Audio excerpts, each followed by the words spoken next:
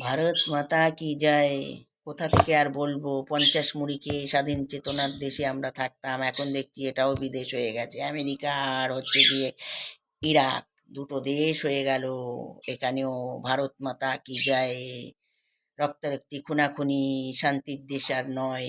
তাই তো বন্ধুরা, শান্তির দেশটি সব হারিয়ে ফেলছি এই ভোট নিয়ে, ভোট নিয়ে, ভোট নিয়ে, গদি নিয়ে। এবার থামুন না বাবা, কেউ এতটুকু হলেও চোখ করেছে, তাই তো? এবার জিতে, হারি জিতি নাহি লাস্ট জিতেছে, গদিতে উঠেছে, যা তার করণীয় সেই সুব্যবস্থা নিয়ে তাড়াতাড়ি দেশের আইন শৃঙ্খলা বজায় থাকুক, এই সুব্যবস্থাটা নিয়ে। যা দেখতে পাচ্ছি, ওখান থেকে তেল আসছে না, ওখান থেকে জল আসছে না, ওখান থেকে ডলার আসছে না, সব ভাওতা।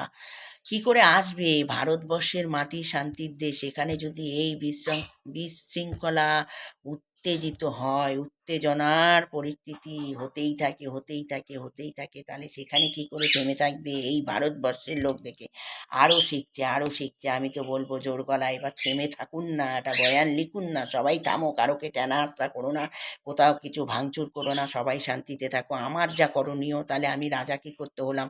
আমার যা করণীয়, আমার যা আইন ব্যবস্থা, আমি সেটা নেব। এবার সবাই থেমে থাকো, কেউ কাদা ছোড়াছড়ি, থুতু ছোড়াছড়ি, ইট ছোড়াছড়ি সব বন্ধ করো। সেখান থেকে যদি একখান পরে বোমা, সব ধূলিসাৎ হয়ে যাবা, একেবারে কোনো লাভ নাই। সুতরাং যা হওয়ার, যা করার আমি নেব সুব্যবস্থা তাড়াতাড়ি করে। তোমরা এবার থেমে থাকো, ওইসব আর করো না। কাদা ছোড়াছড়ি, থুতু ছোড়াছড়ি যা হওয়ার হয়ে গেছে, নাহলে সেই একই হয়ে গেল এই ভারতবর্ষের মাটি, ইরাক আর আমেরিকা। কি বন্ধুরা, ঠিক বললাম কি না?